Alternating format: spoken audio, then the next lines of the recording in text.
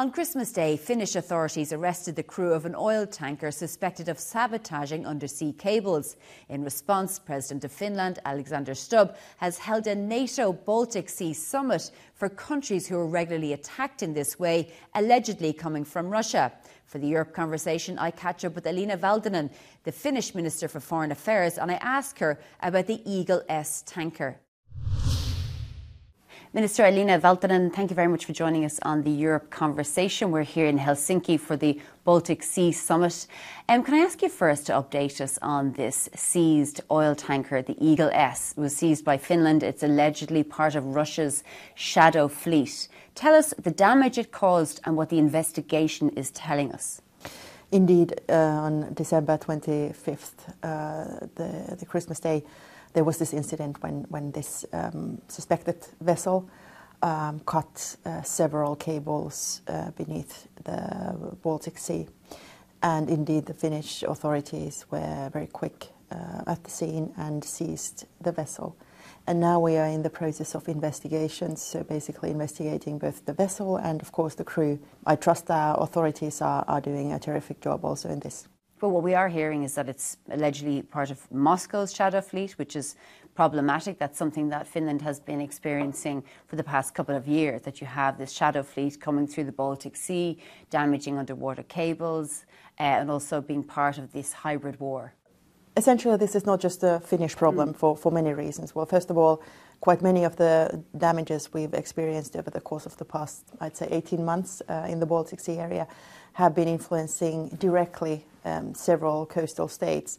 But as you know, in this interlinked world, if we look at the internet, if we look at effectively data cables, if we look at energy networks, so it is not just the two nodes, the two countries who are affected, but effectively the entire network. So, of course, we are directly experiencing the damage. We are resilient, though. It's not our only cables, not our only energy connections that have been cut through, of course not. But we are also very much responsible for recovering also from these individual cases. And of course, we can't have, our entire infrastructure cut down. That wouldn't be possible or beneficial for Finland or any other country for that matter. But the second thing is, in this regard, we very much need to take into account that the shadow fleet is essentially responsible for transporting illegal oil. So oil against the sanctions. So it is responsible for funding Russia's war of aggression in Ukraine. So that is basically the initial reason why the G7 and the European Union have set the oil price cap.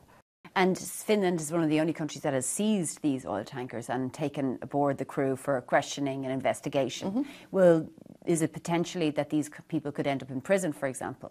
Everything is possible. And again, we are working within the realm of international law.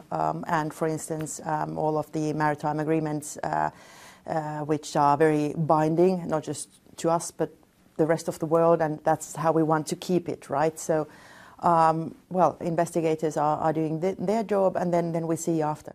Okay, if we want to look at Ukraine, I mean, Mark Rutte, the Secretary General of NATO, is saying that, right now Europe is safe, but in 4 to 5 years, if we continue the way we are in relation to security and defence, we may not be.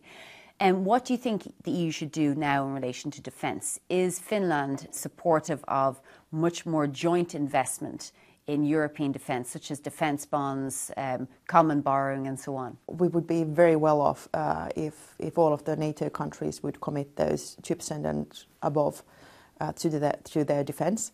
Finland is clearly above the 2%, and we are not even counting our conscription-based army, which operationally and effectively gives us a significant capability in terms of fending off, for instance, traditional invasion. So definitely we need to do more, and we need to do it together. But it would be a great start if everybody started ramping up their defence and deterrence as stipulated by, say, the Wales Agreement.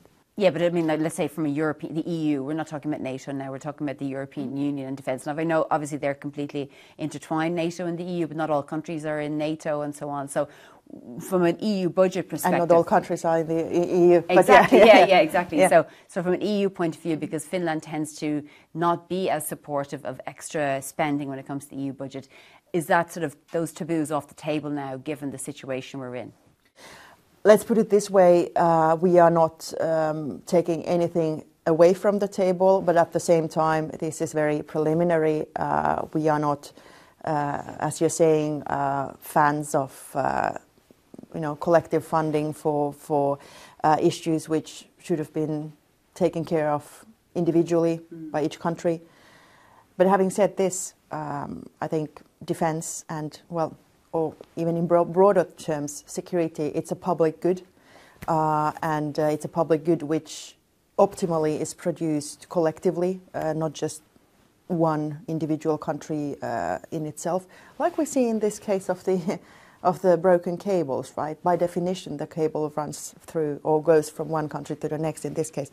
So it is not just a national issue. In relation to Ukraine, does Finland believe that Ukraine should be a member of NATO, at least the unoccupied territories of Ukraine, as part of a negotiated settlement?